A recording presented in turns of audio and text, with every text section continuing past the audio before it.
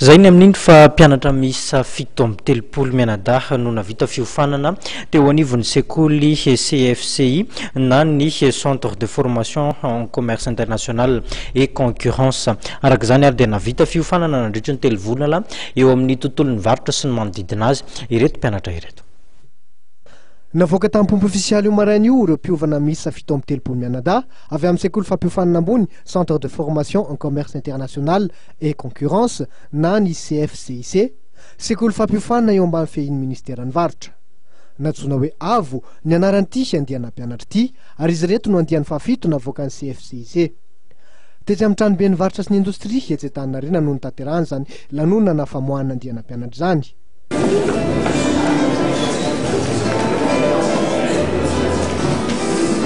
Navita fiofanana 3 volana amin'izay rehetra ilaina mikasika ny asan'ny varotra ivelany ity andihana mpianatra ity. Navita ny test d'évaluation, navita ny voyage d'études tany Tomasina, ijerena ny seranana sy ny orinasa iarahana miasa ihany koa izy ireo, hoy Ramatoa Rasoavelona Victorine, talian'ny CFCC. Renforcement ny fanamafisana ny fahaiza-manao indreo mpiofana mivoaka ny CFCC. Ka izany no mahatonga anay manambara zany amin'ny aina aman-jery mba ho fantatry ny zanaka malagasy rehetra fa misy toeram-piofanana tena mikarakara be totrany mikasika an'izany hoe sady manampy be dia be,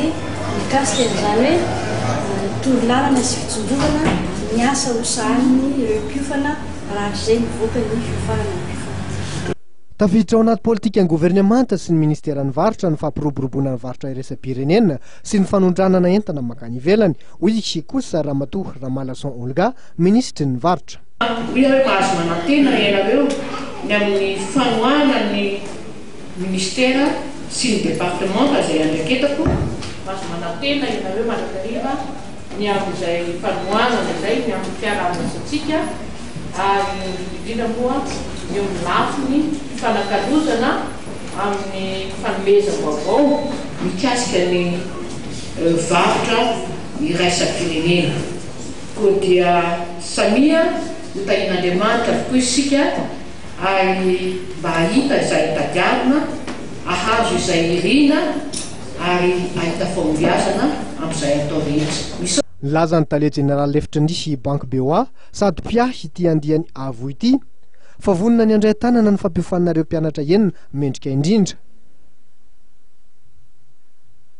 Ety ampamarana ny fampalalamba avao kosa tompoko lasa tompoko vavy dia tsara ny mampafantatra amintsika fa toy ny isaky ny azoma dia ivoaka ao amin'ny rampitso ihany koa ny larana vaovao ny gazety lehilahy moderne gazety mahery ny larana faha-9 amby 7 no aroso amintsika mpamako amin'izay rampitso izay mazava ho azy ny makasika ny fanatanjahantena no isan'ny lara-pamehana ao anatin'izany gazety izany tsy adino ireo lohahevitra sy lohateny nafatarana nyity gazety ity aza adino araka izany no manjifa ny gazety mahery ho amin'ny rampitso fitina amintsika fo kosa ny vaovao gadana nentina fanina ny herin'ilay rivodiosa filenina eo anivon'ny